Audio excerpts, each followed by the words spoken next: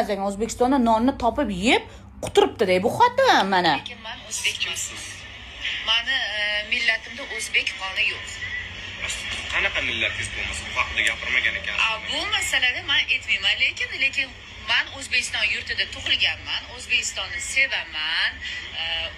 O'zbekistondagi yurt baribir yo'q. Kaneshni pul topganingizdan keyin O'zbekistonni sevasiz. Endi mana bunday qilib hurmatdan qilib qo'ying-da. Ras pul topasizmi, odamlarning gapini ko'tarasizlar-da. Pek ayollarni yechintirishga harakat qilmanglar. Oilasiga mos bo'lib hamma yashayapti, o'zi yechinganlar yetadi.